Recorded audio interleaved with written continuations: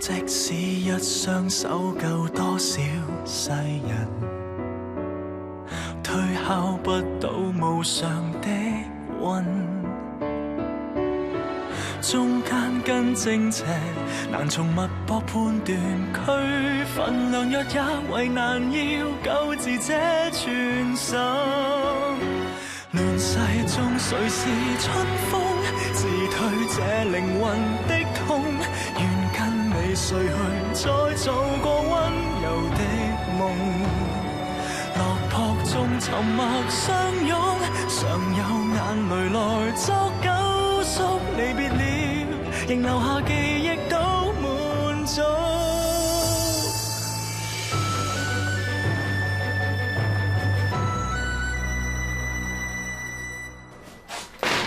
老闆，阿差大哥，唔知有咩事咧？我係嚟問你，良濟贊堂嘅洪老闆係咪一直問你哋臘廠攞蜂蠟嘅？講係就係，不過洪老闆咪已經認咗罪咯。咁仲關我哋啲蜂蠟咩事咧？你唔使驚啊，老闆，我哋只係想確認一下，平時洪老闆咧幫襯你買開邊隻蜂蠟㗎？阿洪老闆咧，佢係好講究嘅，佢係只會幫襯我哋買最上等、最靚嗰隻蜂蠟，就係呢一隻。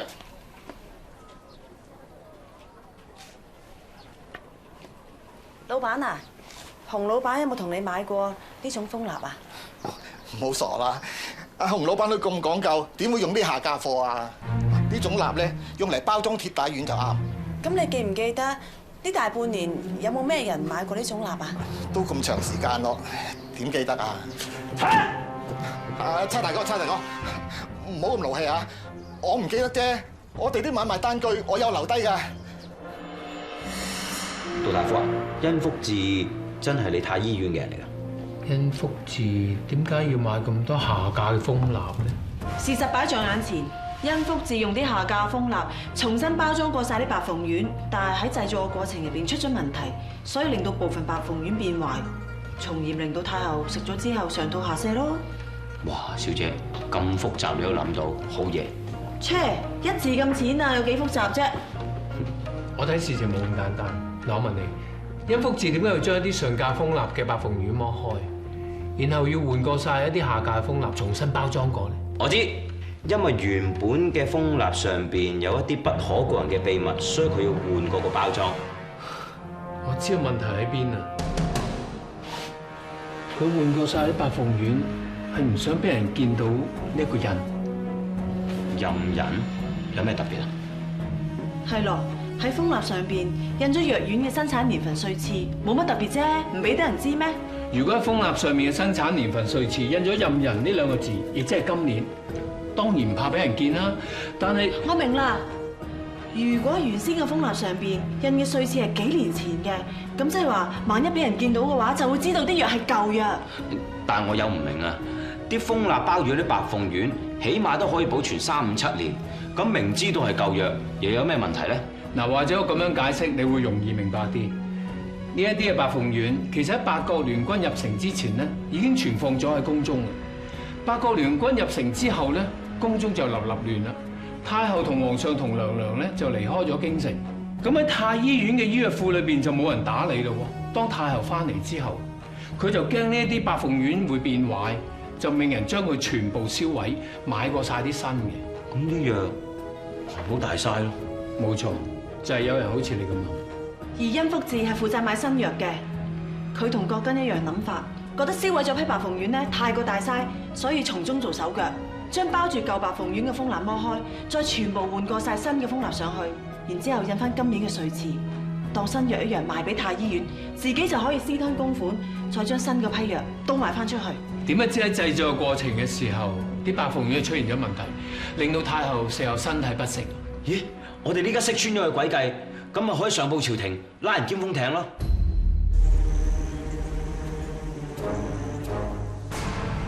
任石更，你搞乜嘢啊？殷福智，你做咗啲乜嘢？我知道得一清二楚，我都唔知你講乜。你驚住道眾遲早會查出白鳳丸案嘅內情，所以你去順天府衙門告佢一狀。不過你好似忘記咗，仲有我任石更。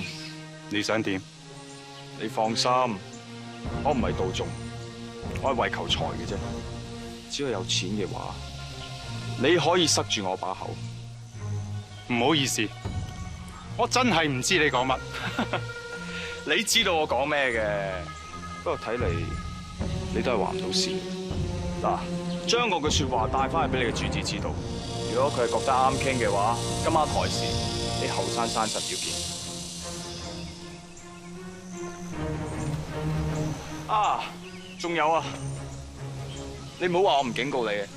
今晚我收唔到錢嘅話，聽日發生啲咩事，冇人敢擔保㗎。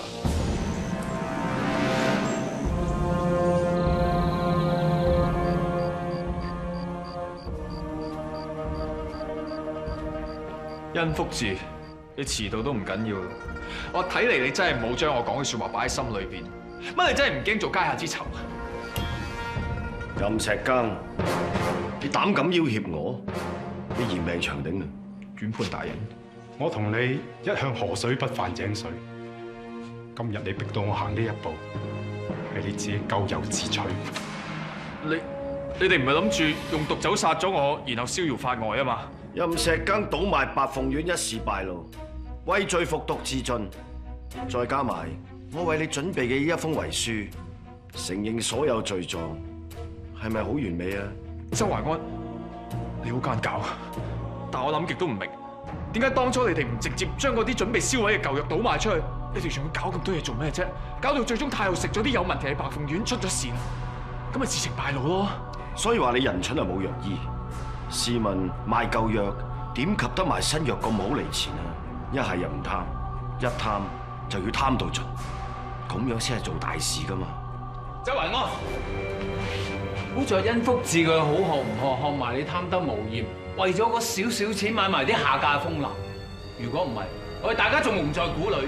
道總，知啊，仲有我哋，放低把刀。道兄，好彩你哋及時現身，如果唔係嚟遲半步嘅話，真係命都冇。原來你哋加埋，你估唔到任兄會講大話，我更加估唔到你哋會咁易上當。剛才所有人都聽到你不打自招，再加埋你寫嘅呢一封遺書，人證物證俱在，我睇你點抵賴？押佢翻去！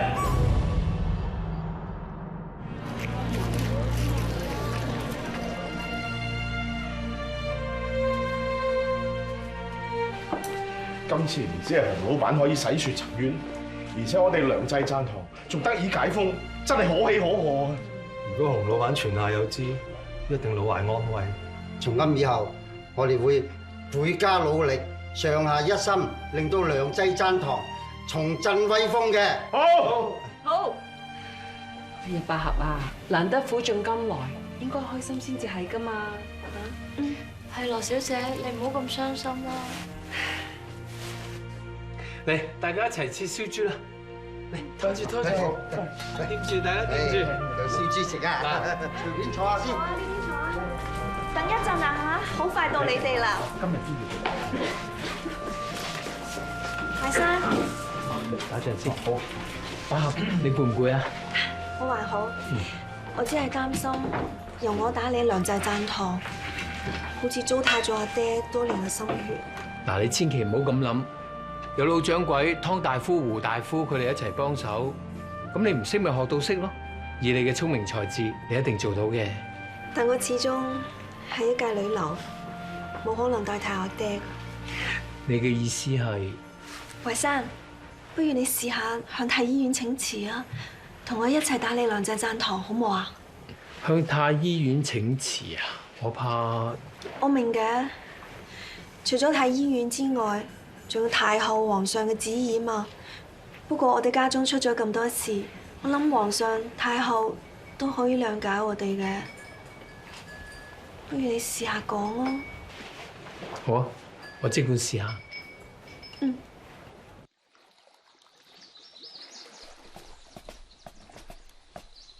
啟稟皇上，御醫道眾求見。傳。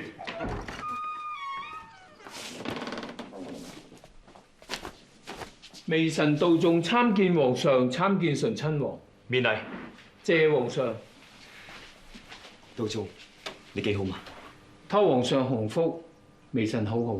朕真係糊塗，竟然連道宗家中發生咁大件事，朕都懵然不知。若然唔係醇親王同朕提及，朕仲蒙在鼓裏。皇上言重啦，估唔到朝廷上下仍然如此腐敗，不但造成冤獄，更令道眾岳父枉死。睇嚟朝中進行改革，實在刻不容緩。臣好明白皇上熱衷改革之心，但係凡事必須按部就班，否則欲速不達。皇上記緊要吸取之前嘅教訓。然之後，醇親王你有其他建議？譬如話由太醫院開始。王爺意思，首先由太醫院進行改革。我哋大可以將西洋醫學引入太醫院，中西並用，互補不足，以增強太醫院嘅實力。只要太醫院改革成功，皇上就可以俾到太后一個有力嘅證明。到時想要得到太后支持皇上於朝中進行改革，自然又再邁進一大步。道宗，你嘅意思點？回皇上，微臣覺得此事絕對可行。既然你哋咁有信心，朕就聽取你哋嘅建議。至於太醫院改革一事，就全權交由道宗你負責，千祈唔好令朕失望。微臣遵旨。咁講，淮山你即係冇向皇上請辭咯？當時我見到皇上咁有雄心壯志，試問我邊好意思向皇上請辭呢？希望百合你體諒我。我當然明白，國家大事一定重要過家做生意嘅。既然你已經決定咗，我會支持你嘅。百合你明白就好啦。嗱，我應承你，有時間咧，我就即刻去良濟贊堂嗰度幫手，我哋一於婦唱夫隨。你講得出做得到至好。其實百合，你應該多啲出去良濟贊堂嗰度跟老掌櫃學下點做生意，同埋見多啲人，識多啲新鮮嘅事物，唔使成日屈喺屋企裏邊咁悶啊嘛。我一定會好好努力㗎。如果唔係，點配做杜御醫嘅夫人喎？咁就好啦。明日一早，我就去揾泰來神父，同佢一齊研究下點樣將西方嘅醫學引入太醫院至得。百合啊，夜啦，你早啲休息啦。咁你咧？我仲去書房去揾啲資料。蓮子，你侍候小姐就寢啦。係，姑爺。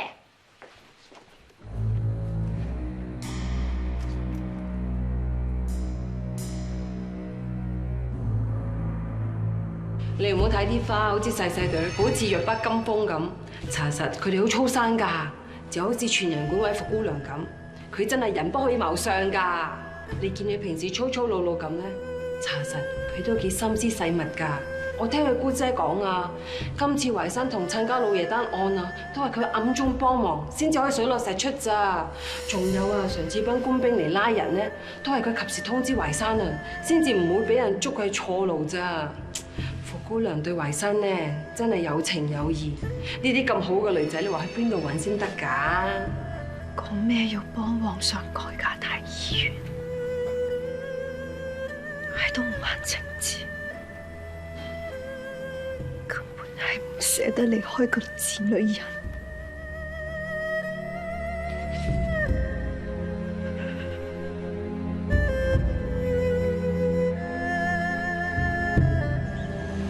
載風，正所謂不孝有三，無後為大。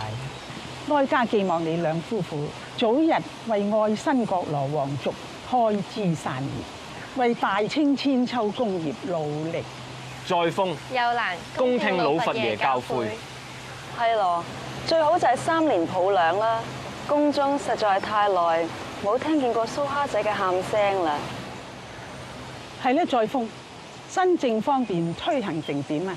回老佛爺，早前於地安門覓地重建太醫院經已落成，太醫院隨時都可以遷入。咁你就擇個吉日，等佢哋盡快遷到新址度辦公。不過尚有一事，由於由當年康熙爺御不親題嘅牌匾喺聯軍入城之時，幾乎被日本人毀壞。雖然幸保不失，但係至今仍未重新掛上。載風認為，為咗對康熙爺以示尊崇，似乎應該隆重其事。載風，咁你又有何提議呢？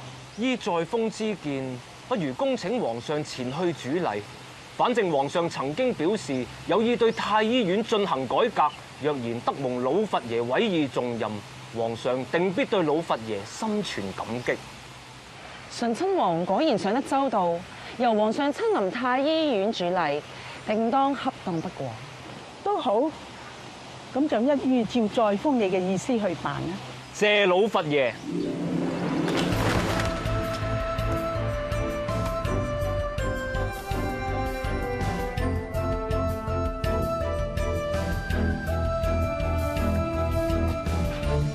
祭此黃道吉日，祝賀太醫院重開。謹願聖祖皇帝以及3位仙師繼續保佑我哋太醫院諸事順利，從此國泰民安。謝主隆恩。朕決定於太醫院進行改革，並且引入西洋醫學，可令我哋中西醫學互補不足。學如逆水行舟，不進則退。中醫學雖然歷史悠久，但係西醫學亦都博大精深。我哋應該吸取人家嘅長處，再加以學習，咁樣先至可以令到我哋太醫院向醫學上更上一層樓，更加可以做到博施濟眾，造福萬民。至於如何引入西洋醫學以及改革嘅細節，朕決定全權交由道眾負責。嗱，人體裏邊嘅器官咧，都係息息相關嘅，正如心臟同肺部一樣。就好似兩兄弟咁樣互相效力。我哋睇到心臟有2條主要嘅血管，將血液輸送到去肺部，進行呢一個氣體交換。鄭大人，鄭大人，你有冇聽唔明嘅地方？杜御醫問你明唔明啊？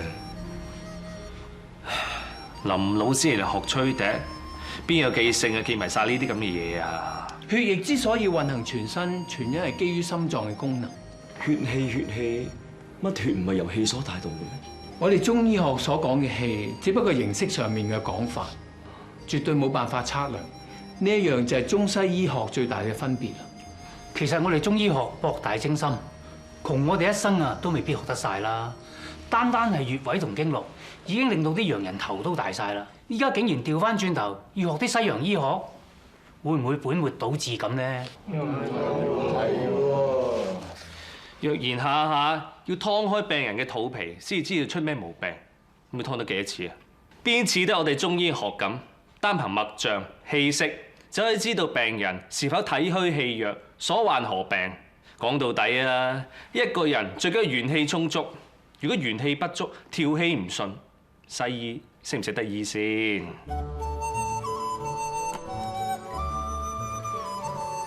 人體每個器官都有唔同嘅功能。皇上手揸住呢一個肝臟，係愛嚟排出毒素嘅。嗱，當啲食物落到去胃部，就會進行消化，跟住落到小腸吸收營養，最終變成廢物，就由大腸排出體外。仲有呢一個腎臟用嚟排出廢水嘅。啊，咁膽咧？膽嘅大小同我哋嘅膽色係咪有關係嘅？講到個膽咧，主要係分泌膽汁、消化食物嘅。咁至於一個人膽大包天定係膽小如鼠，相信同個膽嘅大細係冇關係嘅。我只知道身體5臟6腑分屬陰陽5行，彼此相生相克。比如肝屬木，心屬火，腎屬水。故此，肝健則心強，腎虛則心弱。道理簡單易明，根本冇需要去記誦咁艱辛嘅西洋醫學名詞啊！皇上，你聽到啲咩啊？我聽到你個心卜卜咁跳，仲跳得好快添。你心情係咪好緊張嘅？呢兩個聽診器主要就係聽取病人心臟同埋肺部有冇雜音，然後判斷佢哋嘅病情嘅。大家攞去試下。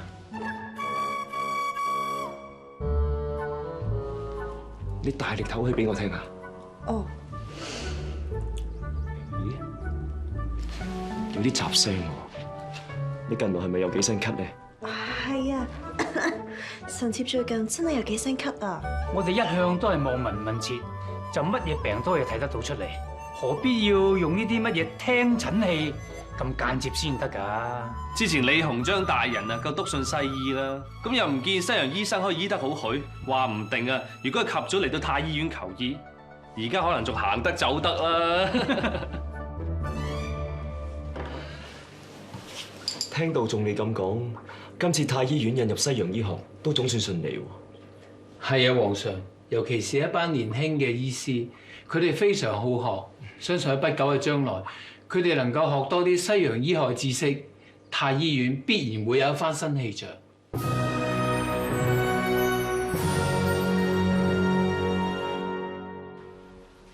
乜咁厚禮啊，袁大人？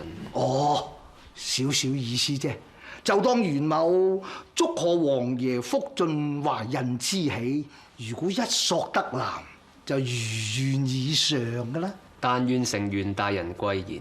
係呀，呢件係天大喜事嚟㗎。太后一直都關心由邊個去繼承大統，而家王爺福晉有喜，太后咪可以放低心頭大石咯。唉，天意難測，袁大人未免言之過早。唉，王爺一向都善於預測天意嘅，相信上天眷顧，稱心如意啊！言歸正傳，袁大人登門造訪，想必另有正事，不如就開門見山。王爺真係善解人意，咁袁某就有話直說。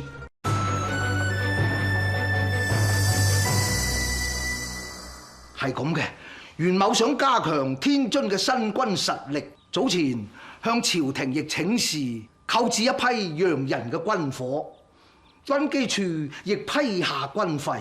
但係後嚟袁某收到消息，話呢一批軍火竟然運到王爺麾下嘅建銳營。王爺，當中係咪有咩誤會咁呢？不瞞袁大人，呢批軍火確實係本王命人轉運到建銳營嘅。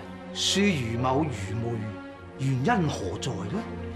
今次嘅軍費既然係嚟自朝廷，只要用得其所，批軍火運去邊個軍營都係一樣。本王嘅建銳營專職保衛京師，責任重大，事有緩急先後，請袁大人耐心等候。若然下次軍機處再有撥款，定然會以天津新軍作為首選。王爺辦事公私分明，袁某佩服佩服。自從榮祿大人身故之後，太后對王爺倚重有加，足見袁某當日力勸王爺迎娶榮祿大人千金之事，總算係有少少先見之明。本王向來恩怨分明。當日李鴻章死後，原本屬於李中堂嘅職權，全數歸入袁大人所有。袁大人若非善忘，理應記得。本王自問亦曾略盡綿力。係，王爺一番好意，袁某定當銘記於心。咁本王亦都代表愛新覺羅皇族，多謝袁大人嘅一片丹心。食君之祿，擔君之憂。袁某既然收得朝廷嘅俸祿，一定要向朝廷盡忠，萬死不辭。講得好。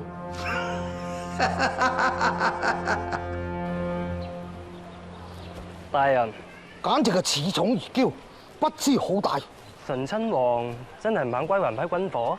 我袁世凱攞唔到嘅嘢，佢哋啲休想攞到。小姐，醇親王早已下令各大衙門全力緝拿崔玉貴歸案，但係始終都冇個賤人嘅消息喎。咁多人揾都揾唔到佢，唔通個賤人即係識飛天遁地？你唔好走咗去啊！馬記呢度撞，冇用過。走啦！而家係你撞我嘛，唔好阻住啦！崔玉貴，唔好走啊！對住啊！唔好走啊！你咪走你！一個二個都亂咁撞人，咪走啊你！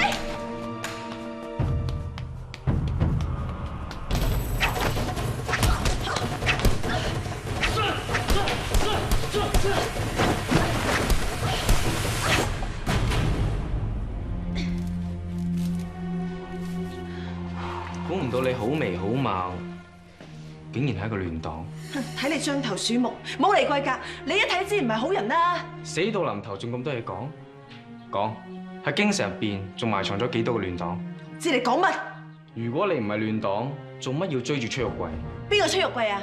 我唔識喎。弊在你化咗灰，我都認得你咧。崔玉貴，原來你哋係同黨嚟嘅。而家先知，太遲啦！識趣嘅就將你所有同黨供晒出嚟，如果唔係，明年今日就係你嘅死期。要殺就殺，我咩都唔會講㗎。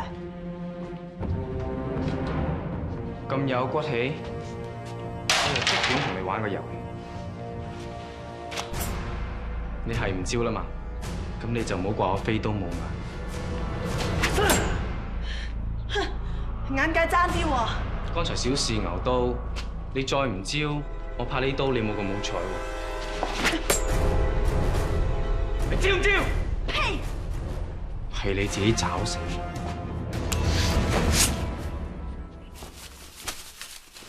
果然視死如歸，路遙知馬力，日久見人心。山高皇帝遠，水深養魚肥。你都九唔搭八。我一向都唔理37、21㗎。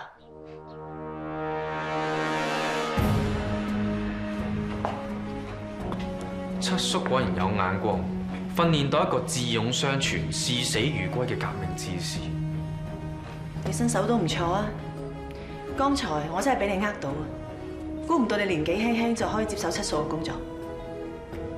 由於七叔嘅死，組織擔心復靈里混入宮中之後會被清九策反，因而出賣七叔，背叛組織，所以剛才先會測試下你嘅忠誠，唔好介意。我明白，係啦，點稱呼你啊？隨便。隨便極都要有個名啩？我姓徐，名扁，林則徐嘅徐，扁着個扁。呢個名係我阿爺改，一啲都唔隨便。只不過點解你會同崔玉貴衰人一齊嘅？係佢通風報信，七叔先會死嘅。我哋收到七叔遇害嘅消息，就即刻發散人手去捉拿崔玉貴。結果皇天不負有心人，我哋最終都揾到佢。原來崔玉貴一早落入組織手中，難怪我揾極都揾唔到佢。咁點解唔殺咗佢，幫七叔報仇啊？我都不知幾想親手殺咗呢個賤人為七叔報仇，但係佢願意同組織合作，繼續出賣宮中嘅情報。為咗大局着想，組織決定留佢一條狗命。崔玉貴，佢根本係一個卑鄙小人，佢隨時都可以出賣組織，根本信唔過㗎。放心啦，崔玉貴份人貪生怕死，我同佢講咗，宮中有唔少內應，攞一條狗命簡直易如反掌，佢絕對唔敢亂嚟嘅。但係佢而家名譽掃地，佢仲有可能翻宮中咩？我哋收到可靠嘅線報，醇親王建銳營嗰度嚟咗批軍火，我哋準備劫走佢。線報嘅來源可靠？呢個線報係嚟自袁世凱身邊嘅人，絕對可靠。我哋諗住借住呢個機會，幫崔玉貴重返宮中，實行一石二鳥。我有一個要求，我希望完成今次嘅任務之後，組織可以將我調離京城。明嘅，之前發生咗咁多事，你離開下都好。批軍火到咗手之後，都需要人手押運落去廣州。咁啦，你就沿途護送，到咗廣州之後，就準備下一個地下活動。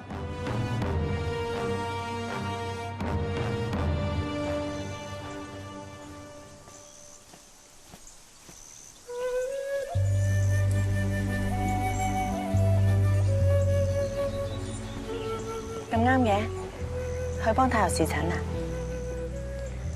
我聽阮家格格講話你離開京城南下廣州喎。係啊，所以今日專登入宮同兩位娘娘道別。幾時走啊？明日中午啊，我會先坐火車去天津，再搭船落廣州。我走之後，你好好地照顧百合啊！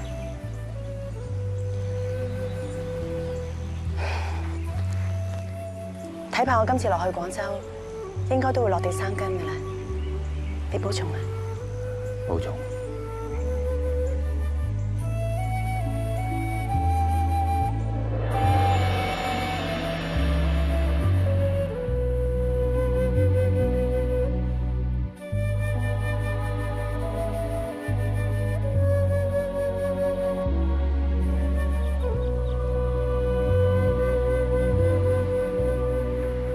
杜月姨，個胎點啊？王爺請放心，福晉同個胎兒都安好，稍後卑職會開2劑補藥，替福晉安胎。未知道御醫能否得知個胎兒是男是女呢？請恕卑職醫術寡陋，未有咩本事憑住把脈得知胎兒嘅性別。禀告王爺，本王咪交代咗，唔好走嚟打擾本王㗎咯。但係崔玉貴佢忽然之間出現於王府，我有要事要求見王爺。崔玉貴，奴才自命一向忠君愛國，只可惜遭受奸人所害，致令今日有如喪家之犬。一方面俾王府通緝，另一方面就俾亂黨追殺。你可唔可以少講廢話？奴才得到一個可靠嘅消息，對王爺嚟講極為重要。如果王爺聽完之後覺得有用嘅話，請王爺代奴才響老佛爺面前美言幾句。想唔到你呢個狗奴才都幾大想頭，竟然仲妄想可以翻去老佛爺身邊。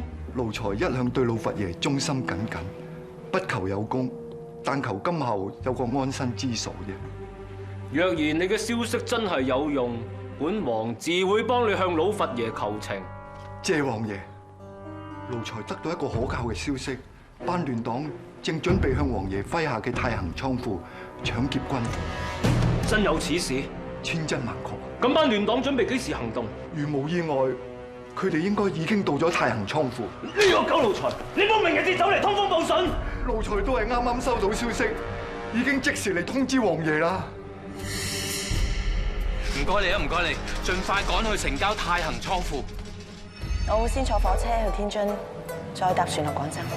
今日根本都冇火車去天津。兄台，你可唔可以跑快啲啊？盡講啦！大家快手啲！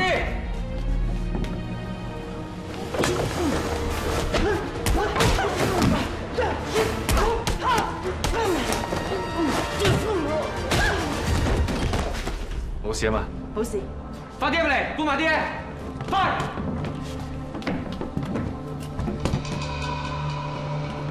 兄台，仲有幾遠路？唔好咁心急啦，就快到噶啦。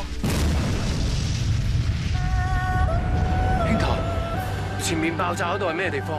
咪你要去嘅太行倉庫咯，好彩未到咋，炸成咁，死人都似啊！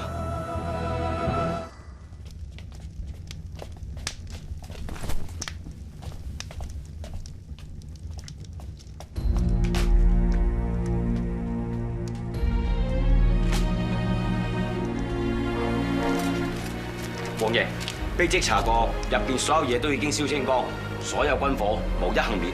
豈有此理！咁就冇揾到其他活口？回王爺，冇，入邊只係得呢8具燒焦咗嘅屍體，有4具係着守衛服，有4具好可能就係嚟搶劫嘅賊黨。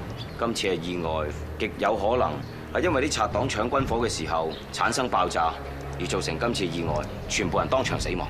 批軍火被炸毀晒，係就係可惜咗啲。不過幸好冇被班亂黨劫走，總算係不幸中之大幸。頭先聽啲王府侍衛講，班亂黨入邊有男有女㗎。唔係啊，女人之家學人做亂黨，唔死都冇用啦。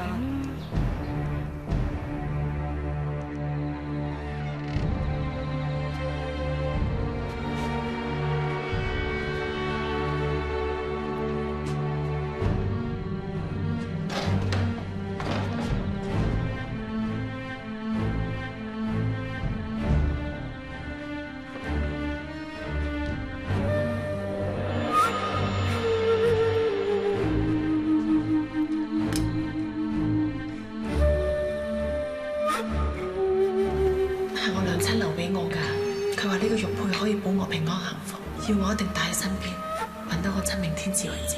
頭先聽啲王府侍衛講，班亂黨入邊有男有女㗎。唔係啊，女人之家學人做亂黨，唔死都冇用啦。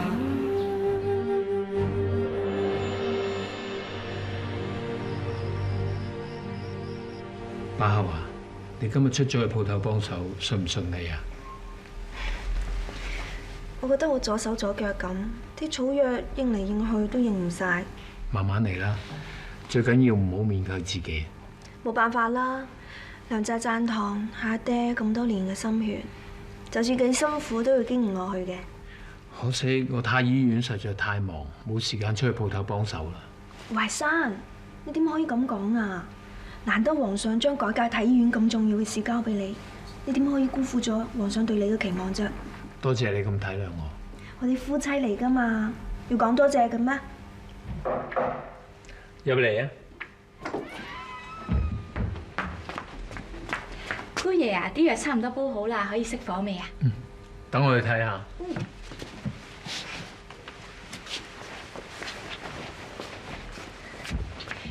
姐啊，你睇下姑爺幾着緊你啊！次次煲藥咧，佢都千叮萬囑，用幾多碗水，用咩火候，煲幾多個時辰，就連煲好咗都親自去倒藥啊！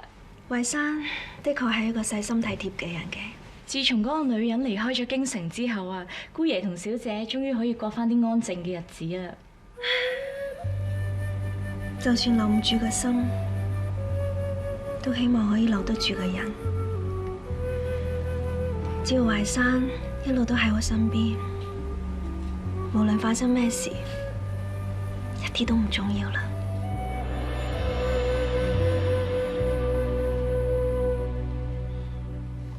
點啊？個胎正常啊嘛？王爺放心，胎兒心跳強而有力，代表胎兒相當之正常。加上福晉身體佢係咁就好啦。係咧，杜御醫手上呢支聽診器，當真可以聽到胎兒心跳？可以，王爺試下。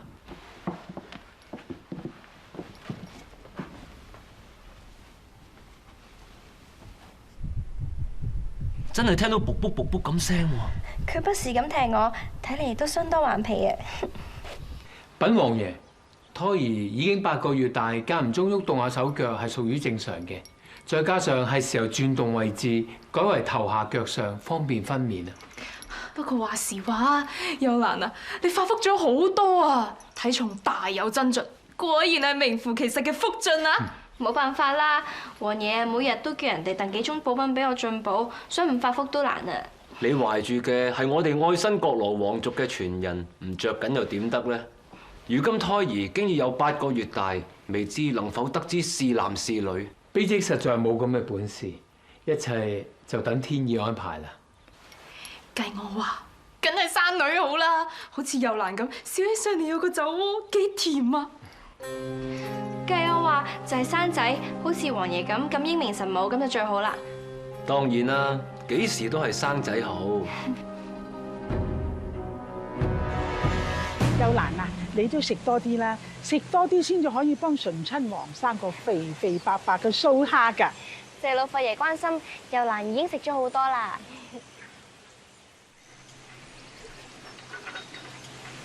老佛爺試下奴才特意沖調嘅呢杯奶茶，係奴才專程向英國公使館委傳旨學習翻嚟㗎。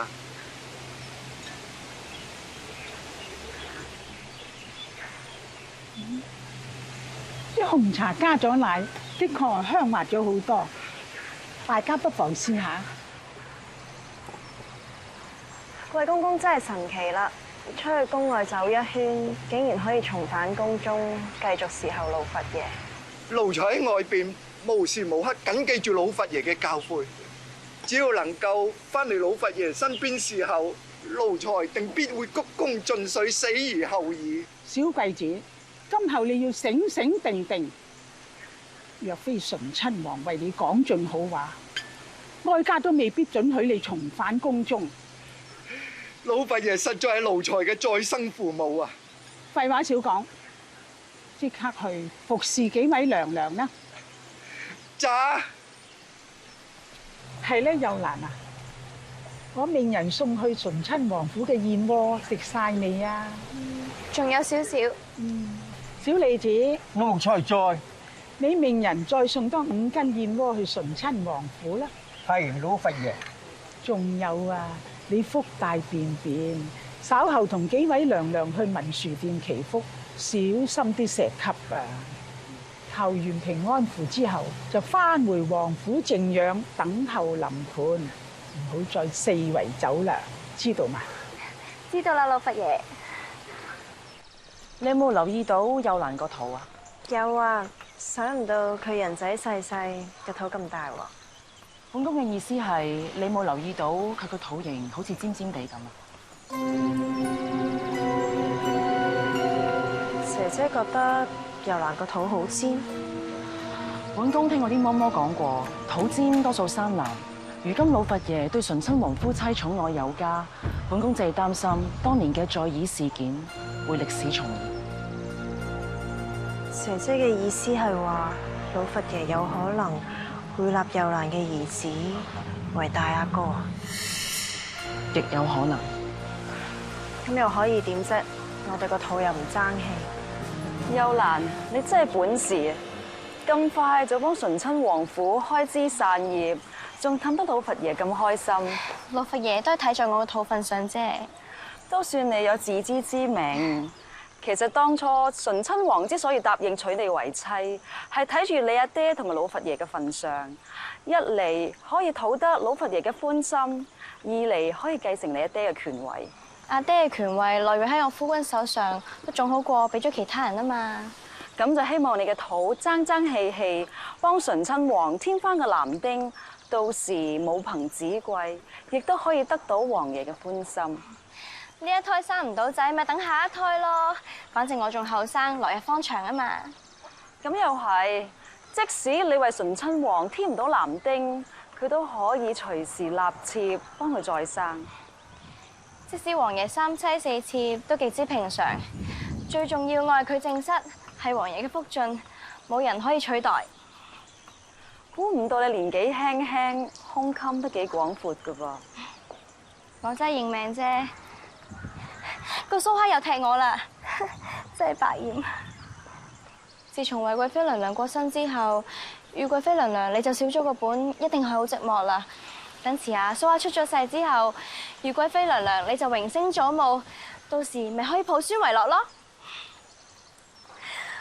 太好啦！幫王爺求到支上上籤，個籤文仲話今胎一索得男啊！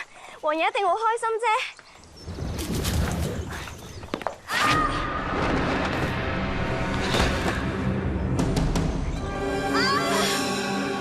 當心中有情，誰還懼怕冷酷槍聲？時代在混濁，有最純真笑聲。亂世中誰是春風？自退這靈魂的空，願跟你睡去，再做個溫柔的夢。落魄中沉默相擁，常有眼淚來作救贖。離別了，仍留下記憶都滿足，仍然一生滿足。